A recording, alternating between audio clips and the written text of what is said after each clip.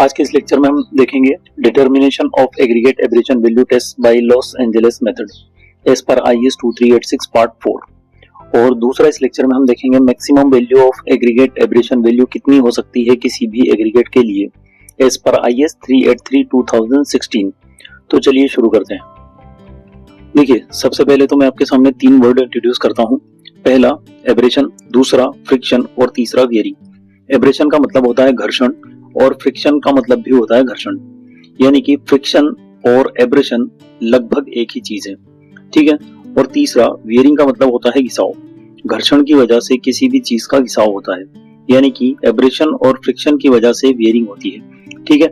अब देखिए क्या होता है कि जब कोई व्हीकल किसी रोड सरफेस पे मूव करता है तो व्हीकल के टायर और रोड सरफेस के बीच में फ्रिक्शन यानी कि एब्रेशन प्रोड्यूस होता है, ठीक है।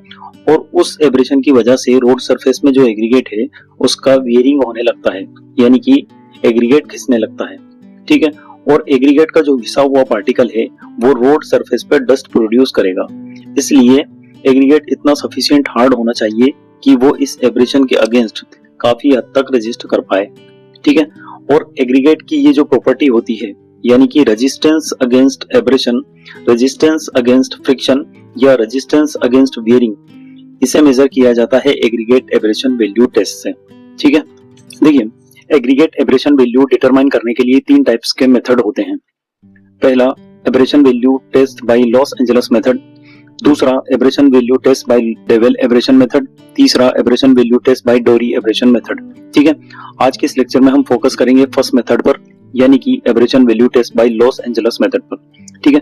तो चलिए शुरू करते हैं। देखिए, लॉस एंजेलिस मेथड को हम 4 स्टेप में कवर करेंगे।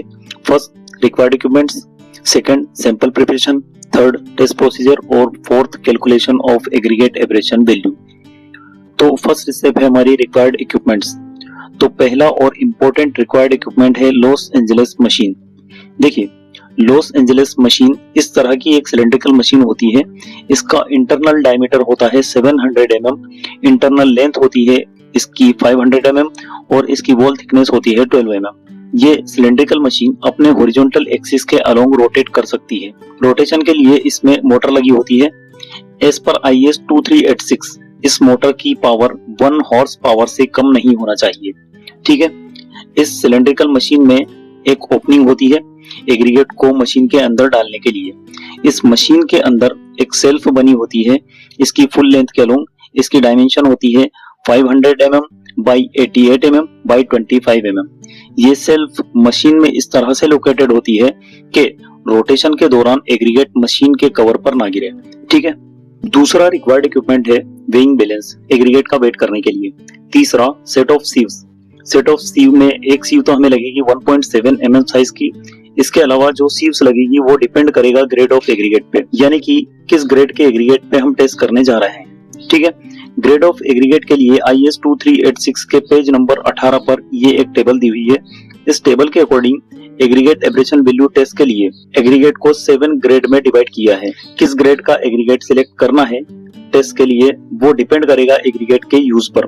फॉर एग्जांपल, WBM के लिए हम सिलेक्ट करेंगे ग्रेड E और HDBC के लिए सिलेक्ट करेंगे B, C या D ग्रेड का एग्रीगेट, ठीक है। फॉर एग्जांपल, हमने सिलेक्ट किया B ग्रेड का एग्रीगेट, तो इसके लिए हमें लगेगा टोटल 5000 ग्राम एग्रीगेट, जिसमें से 2500 ग्राम एग्रीगेट 20 mm सीव से पास और 12.5 mm पे रिटेंड, और बचा हुआ 2500 ग्राम एग्रीगेट 12.5 mm से पास और 10 mm पे रिटेंड एग्रीगेट हमें लगेगा। और इसका मतलब बी ग्रेड के एग्रीगेट के टेस्ट के लिए हमें सीव्स लगेंगी 20 mm, 12.5 mm, 10 mm और इसके अलावा एक 1.7 mm साइज की कॉमन सीव हमें लगेगी। इसके अलावा हमें चाहिएगा एब्रेशन चार्ज। इसमें टोटल 12 कास्ट आयरन बॉल्स होती है। इन बॉल्स का डायमीटर होता है 48 mm।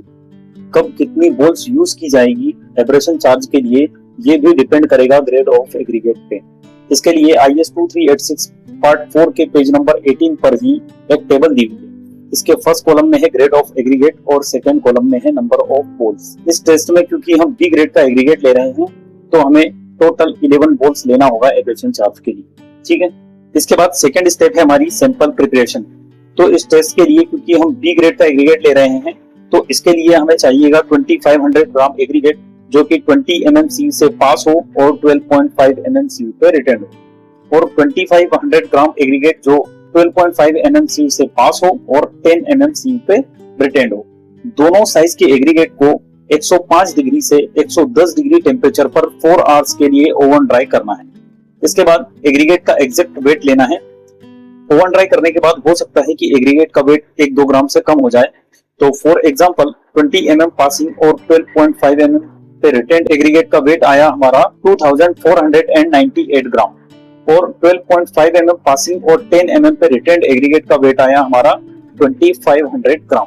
ठीक है, यानी कि टोटल वेट ऑफ सैंपल है हमारा 4998 ग्राम। ठीक है, इसके बाद आते हैं हम टेस्ट प्रोसीजर पे।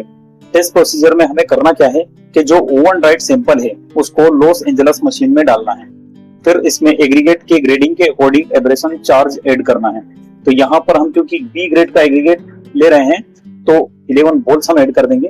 ठीक है, इसके बाद हम लॉस एंजेलस मशीन का कवर फिक्स करेंगे और फिर मशीन को रोटेट करेंगे।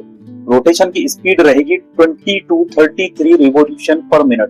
ठीक है, as per IS 2386 A, B, C और D ग्रेड के एग्रीगेट के लिए टोटल 500 रिवॉल्यूशन देने होते हैं, और E, F और G ग्रेड के एग्रीगेट के लिए 1000 रिवॉल्यूशन देने होते हैं। तो यहाँ पर हम 500 रिवॉल्यूशन देंगे। रिवॉल्यूशन को काउंट करने के लिए एक काउंटर अटैच होता है मशीन के साथ, मैनुअली आपको काउंट करने की जरूरत नहीं है। ठीक है, रोटेशन के दौरान एग्रीगेट और एब्रेशन चार्ज के बीच एब्रेशन प्रोड्यूस होगा। अब जब 500 रिवॉल्यूशन पूरे हो जाएंगे तो एग्रीगेट को बाहर निकालना है और 1.7 mmCu से सीलिंग करना है, और जो एग्रीगेट 1.7 mmCu से पास हो जाएगा उसका वेट कर लेना है। फॉर एग्जांपल इसका वेट आया 1210 ग्राम। अब देखिए एग्रीगेट एब्रेशन वैल्यू होता है percentage of weight of fraction passing through 1.7 mmCu to the total weight of aggregate, यानी कि 1.7 mmCu से पास एग्रीगेट का weight upon total weight of aggregate multiply by 100। तो इस केस में हमारा एग्रीगेट एब्रेशन वैल्यू हो जाएगा 1210 डिवाइड बाय 4998 मल्टीप्लाई बाय 100, यानी कि 24.2%। इस टेस्ट को रिपीट करना है दूसरे सैंपल के साथ, और उसकी भी हमें एग्रीगेट एब्रेशन वैल्यू निकालना है, और दोनों सैंपल की एब्रेशन वैल्यू का एवरेज कहलाएगा हमारा लॉस एंजेलस एब्रेशन वैल्यू। अब देखिए किसी भी एग्रीगेट के लिए एग्रीगेट एब्रेशन वैल्यू कितनी होना चाहिए। तो देखिए IS 383/2016 का क्लॉज है 5.4.3 एब्रेशन वैल्यू के लिए, पेज नंबर है 4। इस क्लॉज के अकॉर्डिंग ऐसा एग्रीगेट जो वेरिंग सरफेसेस में कहीं यूज हो रहा हो उसकी एग्रीगेट एब्रेशन वैल्यू 30 से ज्यादा नहीं होना चाहिए, और ऐसा एग्रीगेट जो वेरिंग सरफेसेस के अलावा कहीं और यूज हो रहा हो उसकी एग्रीगेट एब्रेशन वैल्यू 50 से ज्यादा नहीं होना चाहिए। कंडीशन ये है कि aggregate abrasion value Los Angeles method से फाइंड आउट की गई। इसी के साथ वीडियो समाप्त करते हैं, मिलते हैं अगले वीडियो।